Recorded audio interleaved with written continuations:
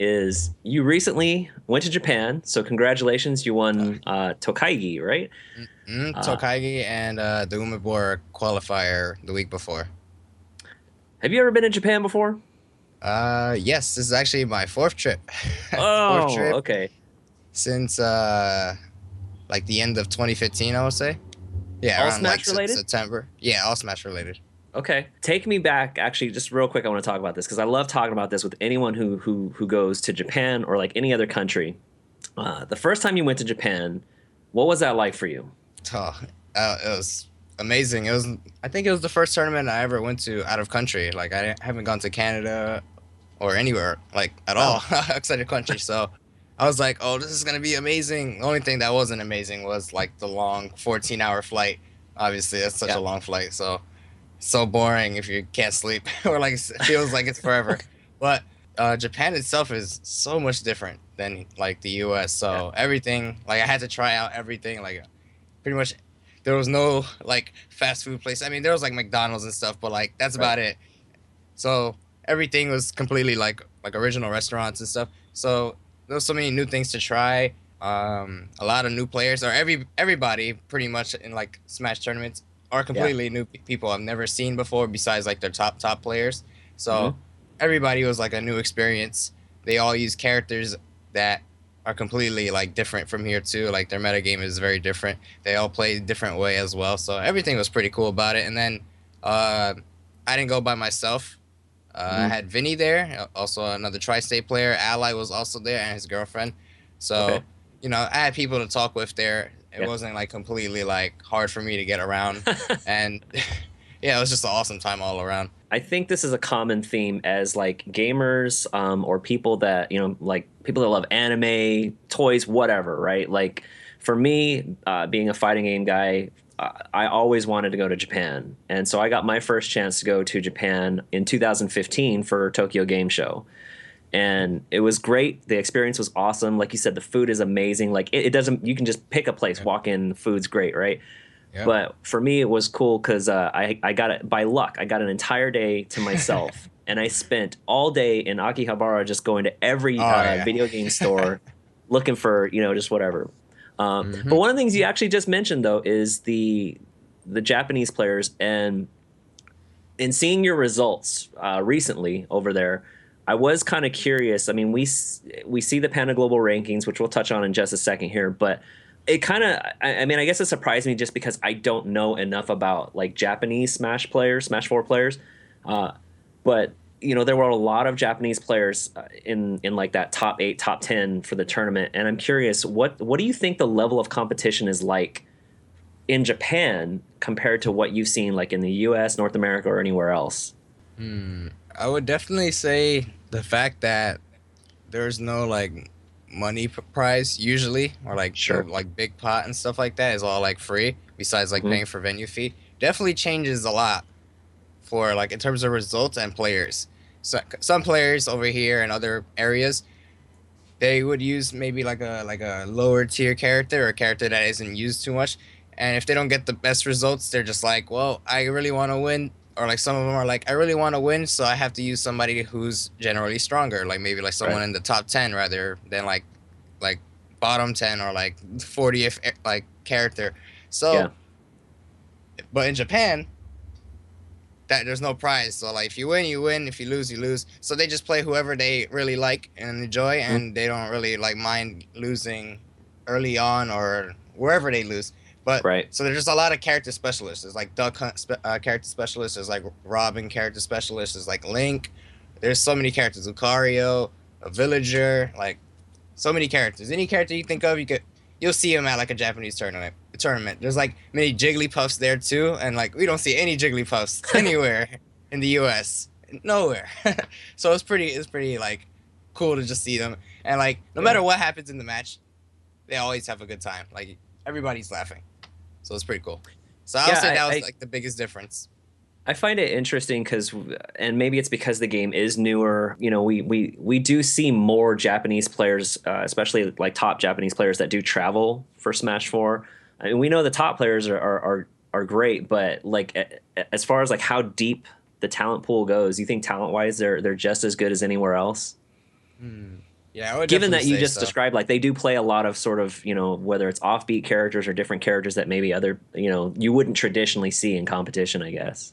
Yeah, I would say like we're about the same. Like Okay. America's best, Canada's best, like Ally, Mr. Yeah. R, like they're all around the same level. Like Hmm. you wouldn't there's no player over there that would like completely dominate every tournament they go to. There's always upsets happening over there all the time. So I would say yeah, about the same. Yeah. Like it comes down to matchup. It comes down to Sure. matchup. Like if Sure. somebody has their preferred matchup, like a Japanese player, like say Brood, for example, at Genesis, he Mm. plays versus Diddy Kong all like every week. Mm. So when he had to fight Zero, many people probably expected Zero to like steamroll, but Right. the Japanese players that do play Brood, like Diddy Kong players, are like, oh, I've been waiting for this. I've been waiting for this. He's Brood is waiting for this, and then he ended up winning the set 2-1. Yeah. Yeah. Stuff like that can happen. You never know. They have so many killers there though, so you have to watch out. Yeah, it'll be interesting to see how that continues to evolve. You mentioned Zero, and we talked about top players, so this is a good segue, I think, into Panda Global rankings, which is fairly new as far as like a ranking system. Last Yeah. year, Zero was number one. I believe you were number two. Yeah. And then this year, with the results that came out, I think maybe a month or so ago, you fell down to three. Ally is number two, if I remember right, and of course Zero is still number one. What's your general take on the top players, sort of according that are ranked according to Panda Global right now? It's kind of accurate. The only one that wasn't really accurate was Leo, but it makes sense because he didn't really attend too much. Like Sure. everybody has stuff from the beginning of the year or like the middle of the year to the end of the year, and Leo has stuff only for like about a month Right. and a half total. So it makes Yeah. sense. But he was still really high though for just like that month and a half. He was ended up like 7 or 8 with Mhm. like an X factor is like a personal opinion of like +5. So I made him technically 3, or like in other people's like eyes 3. Right. Right. But besides that, like you would expect the top 10 to be pretty solid, like Mr. Yeah. R, Renai, or not Renai, Anti, myself, Ally. You'll see those players there. The only thing I don't like about the like PGR is that losses don't really matter as much. Mm. So it's weird because some people who got higher placings ended up having to fight way more opponents than people who don't lose. If you Right. get what I mean. Like let's say if Yeah. somebody gets upsetted in pools, they would have to play like double the people, and they Sure. would get double the wins than people who just straight up do not lose. So that Got it. kind of weird. That's kind of weird. Like hard to like balance. Like, oh, Ally might have more wins, but maybe I didn't lose as much, so I don't have as much opportunities to get those wins. So that's like a good Right. thing, but like in the end, it's like didn't help me, or like it's weird. It's a weird topic, Yeah. but It's overall, the top 10 like is players you would expect, so it's pretty good. yeah. Some like It's an weird interesting flawed conundrum. stuff in the I would say in terms of ranking players, but Mhm. yeah, in terms of It's an skill interesting wise, yeah, you'll conundrum. see those. I hadn't actually thought about the idea of like, you're ranking players based on, yes, their wins and their placements, obviously. But, me personally, I never really considered, well, what about a player that plays more matches, whether it's because they lose a set and they have to go through the losers bracket, whatever. Uh, what what Oh, does and it another take for thing. Nairo? What does it take for Oh, Nairo to get to number one? hmm, that would be Does probably Zero to have to be retire? kinda. No, I just have to start beating Zero. He's like pretty much my only like demon currently. I guess you could Okay. say like Yeah. only demon. Like if I play him, it's gonna be a hard time. Diddy Kong Yeah. versus Zero Suit is already hard, and then just like the fact that it's Zero's Diddy Kong, it doesn't matter if it's Nairo's Zero Suit. It's just hard. Yeah. But I'm getting closer and closer each time. I haven't played him that many times, like in recent memory. Probably like 5 times in the past year and a half. So it hasn't been that many times, but the fact that I haven't won any of them. The closest Yeah. was Genesis 4 recently, though. So maybe, maybe I'm figuring out something, and maybe we can go from there. But definitely be able to beat Zero. I think besides Zero, everything else, I should have been higher than Ally. Yeah. Mhm. Ally's like Evo win, and his wins on Zero definitely are like the main factors of him being Yeah. higher than me. But probably the Zero win was like the deciding factor, I would say. So Right. that's very important. So if I could be zero, I could probably get a little higher. Now Leo's in the mix, so I guess beating Leo too, and then just winning majors as well. Yeah. Yeah. But also Uh, another thing about the yeah. Go ahead. rankings is that Yeah. there's another thing that I didn't like, but I'm sure they took into consideration now is Hmm. that they had some tournaments that were like invitationals, like Right. no way to qualify into it or anything. They just ask players to, hey, are you free this day? Hey, come play. Hey, come play at this tournament. We have like $1,000 or $2,000, Mm. and those players are able to get wins, while the other players who weren't invited, like pretty much every other person besides, like, let's say, what was one of the tournaments, the EO or the Rio, excuse me, Rio Esports game. Oh, It right. Yeah. had Yeah. The Leo, had Olympics. Ally, yeah, it had a lot Yeah. of good like players. So players like me, Zero and stuff didn't attend, so we couldn't beat Ally, we couldn't beat Larry, we couldn't beat Leo to get these wins. So it was a little flawed that those wins counted, even though nobody else was able to even try to get those wins or like lose to those players. Whatever happened, we couldn't do anything about it. So it's just Right. like gaining wins while everybody else had absolutely no chance to go. Meanwhile, Right. something like Tokaigi, you had to qualify. I would count that because you have to qualify for the tournament. Like you have to win something in order to be there. So that makes sense. Anybody was able Yeah. to go to win. That's why I went on my own accord to Japan, qualified, and then was able to enter that tournament. Ended up winning. So I think those wins should count for sure. But like Sure. stuff like where they're just invited off the fly, every single player, and other players just can't do anything to enter, I don't think those should count. Yeah. Makes sense. Makes sense. Let's talk about there's some interesting news recently in Smash 4, of course, and you talked about having to, of course, play top players, including guys like Ally, Zero. How does a new rule set, like how do the changes in the new rule set affect the Smash 4, like the meta? How does it affect like you and your approach to competition? Hmm. The new rule set is definitely Do you definitely like it? I different. guess I should say. First of all, I I like it, but I'll still okay, change it. I just don't. okay, The only thing I don't like is Lilat. Before they removed Lilat and Duck Hunt, but now they brought it. They brought Lilat back, but kept Duck right, Hunt removed. A little better, or like it's better than having both of them there. But right, I still don't like Lilat. You've probably seen a lot of people say, "Oh, it's a buggy stage" and stuff like that. But you also seen people say, "Oh, you should learn the stage and stuff." Even if you learn the stage, you're not always going to be in a position where you can dodge whatever is about to happen in the stage. Let's say you know it's tilting. The stage could be buggy while it's tilting, but let's say I get knocked off the stage and I have to recover. I can't just like wait for it to like tilt, like go back into like neutral position and they're like, all right, now I can recover. I have to recover off stage or I'm gonna die. So I don't like that. That can always happen. And people like say Lilat hasn't really like messed up anybody or like janked out somebody at a mm, high level or like a big tournament. So why are you waiting for that to happen and then do something about it? Like I don't want to go to Evo and like be close to maybe who knows beating Zero game 5 grand finals or something like that, and then he yeah, throws me off stage and I just go right through it when trying to recover and I just die. I would be super upset. I'm like, why is this a thing? So rather than having that be a possibility, I would just have it removed until who knows, maybe Nintendo one day will fix it, or if there is like a Switch version in the near future, maybe they add like new stages that actually could work. yeah, yeah. But besides that, everything else is fine. I don't really mind it. Uh, a little thing, but it's not the end of the world for me. The Battlefield and Dreamland being together, I don't Hmm. necessarily agree with that. I can see people's reasoning on why they are together though, so I'm not gonna like really argue that. Like I'll have other stages if somebody does decide to ban Battlefield or Dreamland. But besides that, everything is good. I don't really mind it. Like if I don't like Lilat, I'll just ban it. But in some matchups, I'll still play on Yeah. it just because it's like an extra stage for me to play on, or if it's an easier time for me, rather than like some stages with no platforms or it's like Smash Bros and stuff. I'll still pick Lilat though.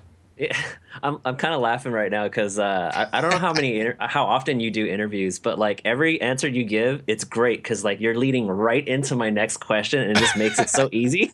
Hey, let's go. I'm good at reading in the game, so might as well.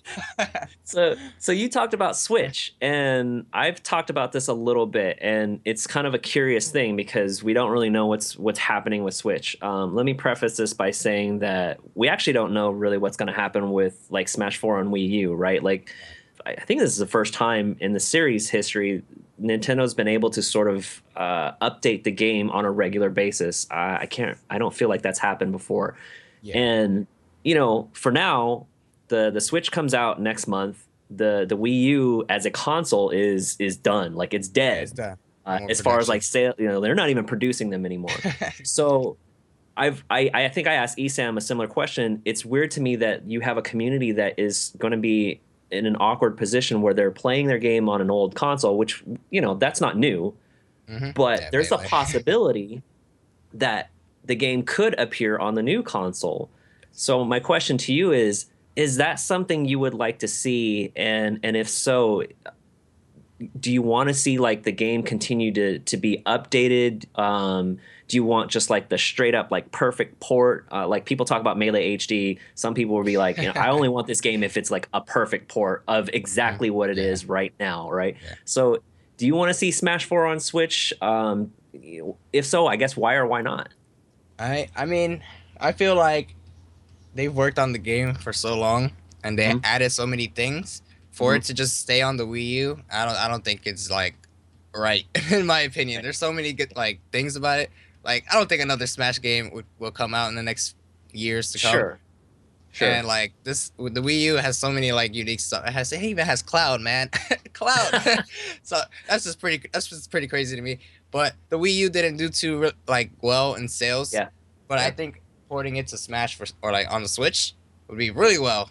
It seems like the Switch is gonna end up being a really good console, yeah. judging from like what many people are saying. Words. Yeah, And the pricing is good, and everything is. It looks like it's gonna lead up to being something good. However, I don't know if they're gonna continue to update it or if they port it, it's gonna be completely changed from, yeah. or not even ported. They're just gonna bring it Right. completely different. We don't know anything about that. I would say it can grow. It could definitely grow the scene for sure. Yeah. Okay. Like, Look, you just led right into the next question. I was asking yeah, you, how would it yeah. affect I Smash I 4 think, growth? yeah, I think it will affect Smash 4 growth for sure. Because Yeah, now that Wii U production is done, if there's yeah, anything to ever like boost up like the community or like grow the community, they'll have a harder time now that the Wii U is not in production.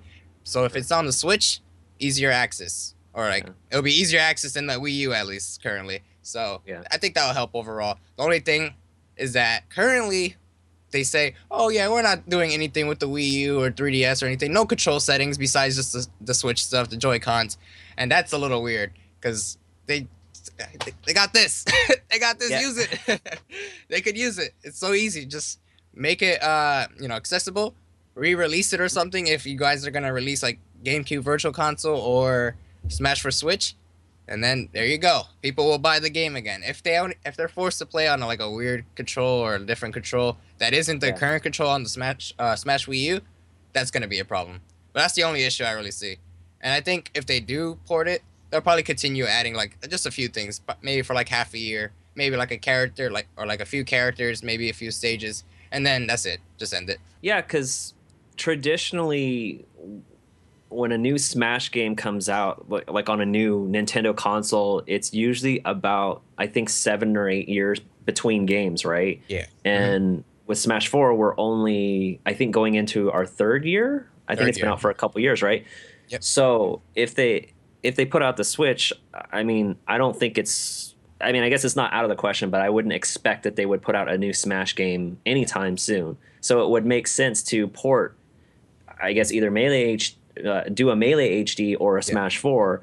But Mhm. Smash 4 to me makes sense because since they've established this idea of like, hey, we can continue to update this game, we can continue to add more content Yep. to this game. Would you care? Do you think they should do a Melee HD? I And why think are it they would. hinting about this? Why don't they just come out and say we're going to do it? Hey, it's Nintendo. They love doing whatever they whatever they please. The same thing. I see the same thing for Mother 3. They're like, if you guys want a Mother 3, we'll Yeah, make it that's happen. And fine. then like years come by, and they're like, you guys haven't really said it. And even though they always say It was, the Mother yes, 3 they like do. fan base, they're like Mother 3, but. For Melee, it's basically the same thing. I think Yeah. if Melee HD were to happen, it would also grow the community. Like Yeah. getting CRTs, getting like a GameCube, and then like finding a Melee copy and stuff. It's pretty hard to find. So Yeah. it's gonna be harder. It's harder to find than like finding Smash Wii U and Yeah. like a Wii U currently. So having it on the Switch, like Virtual Console or anything, or just like releasing it even in like physical copy and stuff, would definitely help. And then playing on a different monitor, like I said, like you don't have to get a Yeah. CRT now. You can just HDMI it up right Yeah. to your Yeah. monitor, and then easy access. So I think that can help the community also like grow even bigger than what it is now. So I would like to see it happen personally. As we talk about growth, you were with Team Liquid Mhm. for some time, and now you're with. I'm gonna be honest. I'm always confused. Is it NRG or Energy? Like NRG. how is it pronounced? Either's fine. Either's fine. People say both, so either's. So you're with NRG or Yeah. Energy, I guess, which I assume for you was like a step up as you, of course, improved as a player and your status in your career. We're seeing more Smash Four players being picked up by these high profile teams, and I guess what's interesting to me is some of these teams, you know, they're established in other games, but they're getting into Smash before some other FGC games like Street Fighter or whatever. I guess they kind of see like some value in Smash. How do you think that has affected the growth of Smash, and I guess where do you kind of see it going from now? It's pretty well. It's pretty crazy because Mhm. way back. Let's go back to Apex, like 2015, the start of Right? Smash 4. Yep. We use like Life, basically the first major. That looked like it wasn't going anywhere. Like sponsors, they were Yeah. probably watching it and they're like, I don't know about this. And then like there was like this one set. There was like the Buzz and Abadango. That was like the longest, like boringest set. And like I feel like that hurt it a lot. It hurt it a lot because teams are like, I don't know. I don't think this is a good game to put like invest into. And then a few months later, then we had TSM Zero, Liquid Yeah. Nairo, all this, and then that was like the start of it. We were the first two sponsored players for like another like half year, or like in terms of like big sponsor name. Right. But now fast forward here, pretty much 16 out of 20, the 20 PGR players are Yeah. sponsored, or like the top 20. So Right. that's amazing. Like the growth is definitely showing. Like teams are investing in Smash 4, and it looks like it's worth it. The game is still very well alive. Has majors, has the 2GGC Mhm. going on this whole year. Evo, CEO, it keeps going. The list keeps going. SmashCon, so on and so forth. And I think it's a pretty good or like cool thing that sponsors or teams are investing in Smash 4 because, like I said, the game is popular. And if Nintendo decides Smash for Switch, the game will still be healthy, it'll grow, and then probably more teams will be more invested in it. And I think it's worth it, What in my opinion. what do you think is what do you think is the appeal? I mean, as a player, from your perspective, what do you think is the appeal for Smash Four when these teams and these companies or these organizations look at Smash Four? I mean, they like I said, they could invest in anything else, right? Some of these teams chose to go into Smash versus Street Fighter or whatever, like Capcom Pro Tour. They see Smash didn't even have a circuit at this point, right? Yeah. So, what do you think was like the appeal that these organizations are like Smash Four? Let's get into that, and then maybe we'll dip our toe into other things. But what is it about Smash Four? I feel like maybe it's just how like popular Smash is overall. Like it wasn't the most popular game, but it was, or like in terms of like fighting game tournaments and stuff like that, it Sure. wasn't the most popular like a year or two back. But Right. Smash itself was very popular. It's like pretty much Mhm. one of the most famous series like ever in games or like video games. So Yeah, yeah, maybe just the fact that it's Smash, so a lot of people would be like, oh, it's that character, and like it'd be like Link. Oh, yo, Link. I grew up with yeah, Link. Mario. Yo, what the heck, Cloud or Ryu? Like that's crazy. Blah blah blah. So a lot of people can like relate to it, and I feel like players of different like video games or like fighting games, they can like relate to it just because they grew Mhm. up with the character and stuff. So that helps a lot, or that helps a lot of people get into the game. Like, oh, they're in this game. Let me watch. So it just yeah, helps it grow. A lot of people aren't even aware like some of the characters that are in Smash until maybe some teams, like let's say somebody gets picked up and they use Cloud, they're like, wait, what the heck, Cloud? Smash Brothers? Are you sure you didn't like typo that or anything something like that? And then they check it out, and that's a new person. That's a new person watching the game. So little things like that probably has happened many times, and that's pretty cool. So I would say it has that little charm, like Sure. the Okay. like the DLC characters or just like the third party characters. Mega Man, oh yeah, Mega Man. Like he was, where was he like a few years ago before Smash 4 Yeah. came out? Like, and then bam, Smash 4. So I would Yeah. say that Yeah. like character appeal, and then just like the fact that the community is so like supporting. Like they support so many tournaments everywhere. Yeah. Every weekend there's always tournaments. It sucks for me as a streamer because I have to stream, but I still have to go to all these tournaments, or I still want to compete at all these like big tournaments. But yeah. Since you brought up streaming, what's it like as a competitor? I mean, you're traveling overseas. You just went to Japan, and when I messaged you, you were like, yeah, let me get back to you because I just got back from Japan. I'm like, dude, I know that jet lag struggle, that time zone struggle.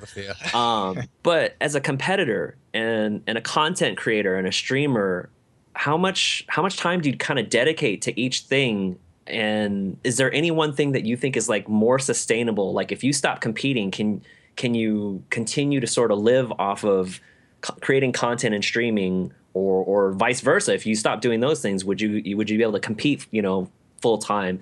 What's it like? It's hard. That's the first thing. Or like the more subs that you gain, Yeah. then like the less time I guess you could take a break. Besides obviously your like normal schedule. Well, like let's say going to Japan I went for 11 days.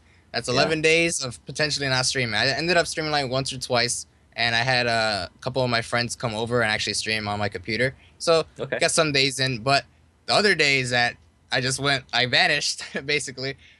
Those days still count for subs. It's not like the sub is gonna be like on hold or anything like that. They still like it goes down, but by streaming, I can either keep it at like the same pace or like the same number that I started the stream with, or maybe even go higher. But since I'm not streaming, it just goes down and goes down and it keeps going down. So that sucks to see, but it makes sense. Like I'm not like complaining about it. Like if I travel for so long, I already know like what's gonna happen. So that's why I usually go to like tournaments or fly out to tournaments for only the weekend. Like I leave like Thursday, come back Monday like morning and stuff like that. So I don't want to miss too many stream days and stuff like that.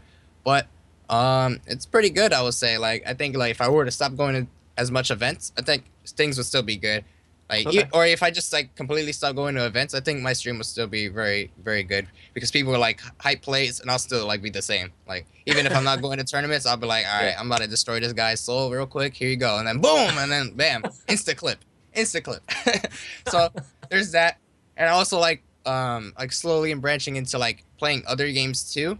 And I seem to have like a decent like following in terms of that. Like just like any whatever game. Like recently I played I beat Super Mario Galaxy 1, 2. Currently I'm playing like Metroid Prime and stuff like that. Undertale I beat. Sure.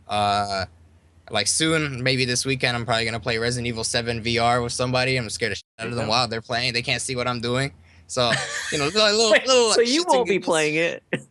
We'll be taking turns, but while like he's playing, I'm gonna just be like, when should I strike? When should he really think that there's actually something in front of him? I just like grab him on the arm at the same time that somebody in the game grabs him in the arm.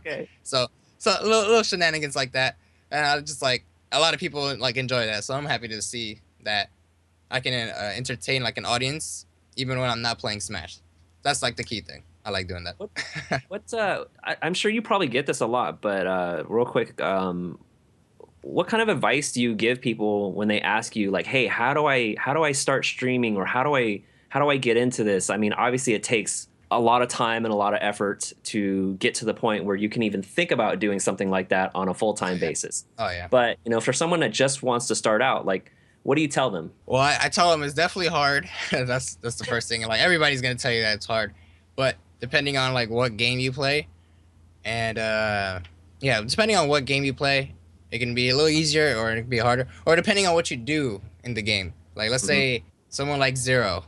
Everybody knows who Zero is. Let's say if he never streamed and he decided to stream today, people will watch him because he's Zero. Right. So if you do something like in the community, like at tournaments and stuff, especially, then I feel like you can have an easier time. Like if some like random person just came up, like a random like Jigglypuff or whoever it is, Zelda, just came up to tournaments for like a few months and they just body bagged everybody. They body bagged me. They body bagged Ally, body bagged Zero, stuff like that. People would have their eyes on them. Right. And if they stream, they'll instantly have like a pretty decent stream just because they're known for doing all these things. So people want to continue to watch them. They're like, damn, how do you use this character? Like, they're not really that good. Everybody says they suck, but you make them look like they're a killer. And they'll go into their stream and they'll watch. Like before, I didn't really use like Zero Suit and stuff. I use Robin, I use Dark Pit, Zelda, more than Zero Suit. And those are characters that you rarely see. Like maybe like one character or like one player for those characters do stuff. So those are unique characters even now, but before they were even like more unique, and I was still getting a lot of results. So people like that. And then with Zero Suit, it was the same thing. Like Zero Suit, she was a better character than those characters, but she wasn't really seen that often. So I pretty much created a lot of the things that you see many Zero Suits do now, and I did it on my stream. So people are like, "Yo, Nairo did this crazy stuff on stream," or all this, and then they're like, "Oh, Nairo streams? Let me go." And then if they like the stream, they end up staying, and that's how it's been like for the past 2.5 years almost. Yeah, it's pretty crazy experience. So I would definitely say tournament exposure does help, or can help a lot. And yeah, just about that. And then keeping consistency with your stream. All right, last question for you. Do you have every amiibo? I see all your amiibos back there. Do you have them all? Every Smash amiibo except for the last 3 that Nintendo is holding onto so dearly, the Bayonetta, Corn, and Cloud amiibo. It's been almost a year. Actually, it has been a year since they announced it. So I don't know where the heck they are. Maybe that's the Smash Switch thing. They're like, all right, we're sorry, guys. Here's Smash for Switch, and here's the remaining amiibos. Yeah. Please buy these, even though everybody will buy them probably. Especially like people who don't even play Smash. They're like, what? There's another Cloud figure? Final Fantasy fan. Here you go. But I do have every Smash amiibo. I have like some of the Animal Crossing ones, the ones that I just got them just because they were like, oh, might as well. And then let me see, is there any other amiibos? I don't have like all the Yoshi, the yarn ones. I have the yarn Yoshi ones. All right. Except for the Poochie one, the dog. Okay. Yep. It's so cute though. I am gonna buy it. I just haven't bought it because I went to Japan when it came out, so I've been a little slow on that. But my amiibo game is pretty strong. All right, you heard it here first. Nairo, this is actually a really great conversation. Not that I expected anything less, but as someone who is not as heavily into the Smash communities, it's good for me to get to talk to guys like you and actually learn a lot more about, not only yourself, but of course the communities and the games. I really appreciate you taking some time to talk to us, and I guess at some point, I'm hoping maybe we can meet up at some event. So looking forward to good luck to you this year, you and Energy, and hopefully we'll talk soon. Yes. I just want to give a quick shout outs to Energy and the Naifu Nation, my subscribers. You guys are awesome. You guys make the stream what it is. And Energy, you already know they support me a lot, so shout outs to them. And yeah, that's about it. All right, man. Thank you. Take care. I hope to see you at potentially like Evo maybe, or CEO if you are. CEO and Evo for sure. Yeah, I'll see you there, man. For sure. All right, see man. me Take around. care. Feel free to say what's up.